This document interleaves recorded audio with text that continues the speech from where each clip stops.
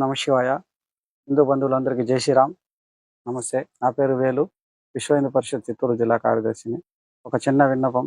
కొత్త దేవాలయాల నిర్మాణం చేయడం కన్నా, అవసరం ఉంటే తప్ప కొత్త దేవాలయాలు కట్టడం కన్నా, మన పూర్వీకులు చోళులు, పల్లవులు ఎంతోమంది పూర్వీకులు మనకు ఒక సంపద, గొప్ప సంపద ఇచ్చారనమాట. శిల్ప సంపద. ఇట్లాంటి పురాతనమైన ఆలయాల్ని పునర్నిర్మాణం చేస్తే 1000 కోట్ల జన్మ ఫలితం దక్కుతుంది. కాబట్టి కొత్త ఆలయాలు నిర్మించే బదులు ప్రతి ఊరు, ప్రతి గ్రామంలో కూడా పురాతన ఆలయాలు ఉంటాయి.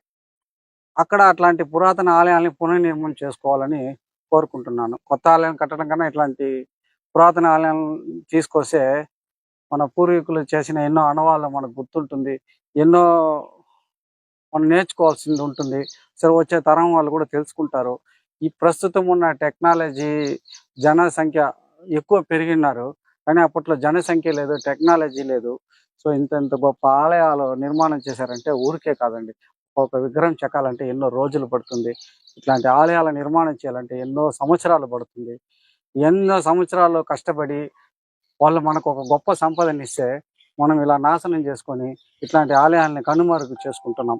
కాబట్టి దీపం వెలిగి దీపం వెలుగుతూ బాగా జరిగే ఆలయానికి వెళ్ళండి, కాదని లేదు.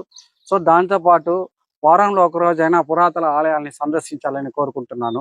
ఎందుకంటే పురాతన ఆలయంలో కూడా ఒక రోజు అందరూ కుటుంబ సమేతంగా సందర్శిస్తే ఈ పురాతన ఆలయం కూడా ఒక పూర్వ వైభవం రావడానికి కారణం అవుతుంది. కనుక హిందూ బంధువులందరూ కనీసం డైలీ దేవాలయం, సోమవారం అయితే శివాలయం, మంగళవారం అయితే వైష్ణవ అమ్మవారి ఆలయం, బుధవారం అయితే వినాయకుడు, గురువారం అయితే సాయిబాబా, శుక్రవారం అయితే లక్ష్మీదేవి, శనివారం అయితే పెరుమాళ్ గుడి, ఆదివారం రోజుకు ఒక దేవాలయం వెళ్ళే వాళ్ళు ఉన్నారు. వారానికి ఒక మెయిన్గా సోమవారం శివాలయం, శనివారం వైష్ణవాలయంకి వెళ్ళే జనాలు ఎక్కువ ఉంటారు. సో జనాలు ఎక్కువ పోయే దేవాలయం వెళ్ళడం కన్నా ఇట్లా జనాలు రాకుండా శిథిలావస్థకున్న దేవాలయానికి వచ్చి మీరు దర్శించుకొని 10 మందికి చెప్పి మళ్ళీ పూర్వ వైభవం తీసుకొస్తే ఎంతో జన్మ ఫలితం దొరుకుతుంది.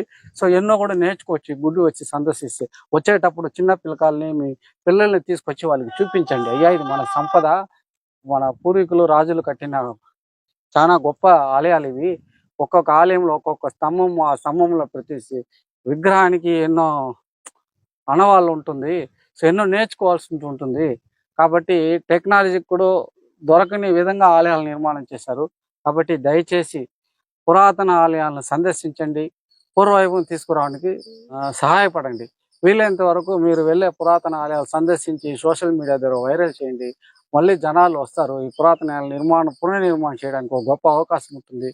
కాబట్టి కోరుకున్నది ఒక్కటే, పురాతన ఆలయాలను కూడా హిందూ బంధువులు దర్శించండి. పురాతన ఆలయాల్లో కూడా దేవుడు ఉంటాడని గుర్తించండి. ఒక దీపం పెట్టండి. మిగతా వాళ్ళు కూడా మీరు పెట్టే దీపాన్ని వాళ్ళని వచ్చి పెట్టమని చెప్పండి. ఇది మన గొప్ప శిల్ప సంపద అండి, పోగొట్టుకోకూడదు. మనకు పోగొట్టుకోవడానికి ఇట్లాంటి గుళ్ళు మనకి ఇవ్వలేదు, కాపాడుకోవడానికి ఇచ్చాడు. మనం కాపాడుకోకుండా వదిలేస్తున్నాము.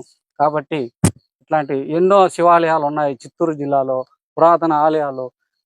ఒక వెలిగే గుడి కన్నా దీపం వెలగని గుడిలో వచ్చి పోయి దీపం పెట్టి పూర్వవైభవం తీసుకురావాలని మళ్ళీ కోరుకుంటున్నాను. ఓం నమ శివాయ, నమో వెంకటేశాయ. జై శ్రీరామ్.